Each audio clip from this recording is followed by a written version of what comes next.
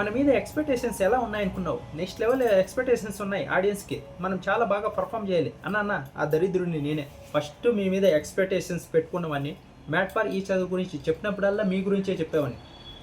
హరిత హరీష్ గారు అయితే వస్తున్నారు ఈ షోలో. ఈగర్గా వెయిట్ చేస్తున్నా వీళ్ళు ఎలా పర్ఫామ్ చేస్తారో చూద్దామని. చాలా బాగా పర్ఫామ్ చేస్తున్నారన్న.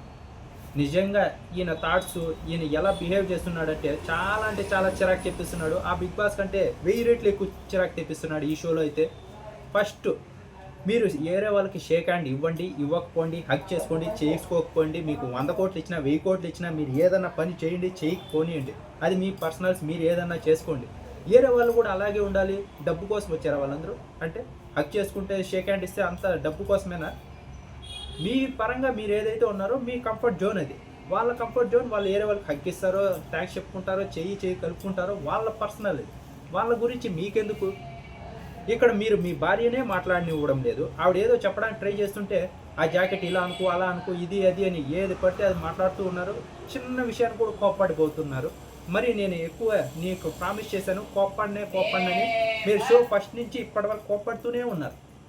ఆ లవ్ గురు ఏదో చెప్పాడనుకోండి, మీకు ఇదే లాస్ట్ డే, మీ లాస్ట్ వర్డ్స్ ఏవైతే ఉన్నాయో అవి చెప్పండి అని.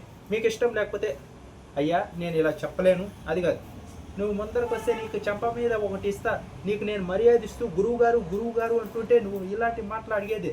నువ్వేదో లవ్ ఉందని చెప్తే ఈ షోకి వచ్చా, లేకుంటే రాను. ఇంకెందుకు వచ్చావు? వాళ్ళ షోకి వచ్చినప్పుడు వాళ్ళు ఏం చెప్తే అది చేయాలనే కదా అగ్రిమెంట్ వేసుకొని వచ్చారు. వాళ్ళు చెప్పిందంతా చేయాలి కదా. మీ వల్ల అదంతా డిస్టర్బ్ అవుతుంది. బిగ్ బాస్లో కూడా ఇలాగే చేశారు. 3 రోజులు ఫుడ్ తినరు, ఏదన్నా ఎవరన్నా అంటే అలుగుతారు వాళ్ళు. అందుకే మిమ్మల్ని ఎలిమినేట్ చేసి పంపించేశారు. మనకి ఎక్కడ వచ్చిన తలకాయ ప్రైజ్ ఏదన్నా మన తలకాయ తగులుకుంటే ఎందుకు అని ఇప్పుడు అదే రిపీట్ చేస్తున్నారు. అందుకే ఫస్ట్లోనే ఎలిమినేట్ అయిపోయి బయటకు వచ్చేస్తారు.